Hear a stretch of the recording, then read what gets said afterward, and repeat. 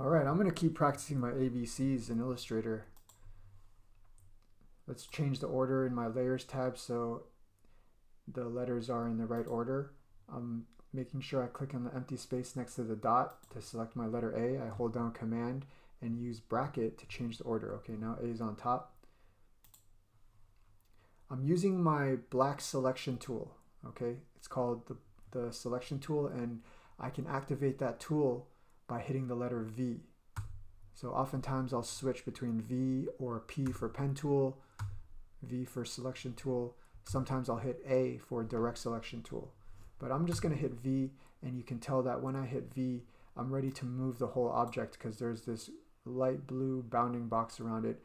Really what I want to do is make all of these letters about the same size. So I'm hovering over the corner, and as I scale it down, I don't want the proportions to change, so I hold down Shift while I'm dragging this down.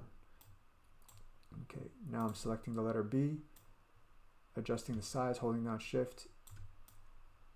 That looks pretty good. Here's the letter C. This letter C looks great already. Okay, let's work on my ABCs by adjusting the look, or I should say the appearance of the letter A. Let's make it a little bigger here. Okay. I want a thicker outline. So I'll go over to the Properties tab, and I can see that underneath the Appearance menu, there's a stroke option. Very easy to just click up to increase the thickness of the stroke. Maybe I want a different fill color. Pretty easy to just go over to the fill color on the far left-hand side of the screen. There's a color box. Very easy to just pick a certain color. What's a color that starts with the letter A? How about albedo? I don't know. There's no color that starts with the letter A. I can't think of one. How about apple colored? That's already red. Okay, I'm just going to pick a light blue just to change it up. What if I want a gradient in here? I could just use one of these three buttons underneath the color and choose gradient. That's a standard black and white gradient. Maybe I want to change the gradient color. Instead of going from white to black, maybe I want to go from yellow to pink. Okay, so hey, I double click on this white spot.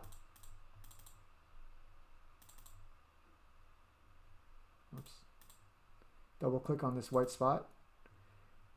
And how do I get to yellow? Well, there's swatches here. Boom, there we go.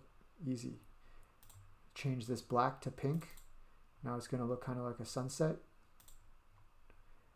But sunset should be, instead of a horizontal gradient, it should be a vertical gradient. So I'll use this angle drop-down menu and just switch it to 90 degrees, or maybe I'll switch it to -90.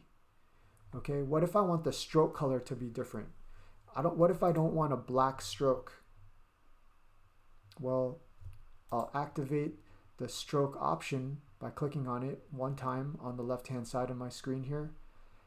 And I could just choose a color right away, or I can double click and get this color picker.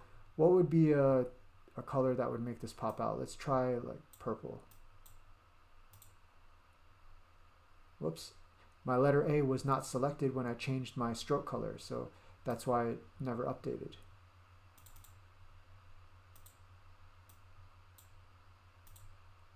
Okay, I like that. All right, now that kind of took a few minutes for me to make all these adjustments. I don't want to have to redo that. I don't want to take so long to redo that for the letters B and C, so why don't I just drag the appearance dot from A to B? And I'm just clicking and dragging the appearance dot, and now I've transferred the appearance. More specifically, I've transferred the fill and stroke attributes from one object to another by just dragging on these appearance dots. All right, practice your ABCs, guys.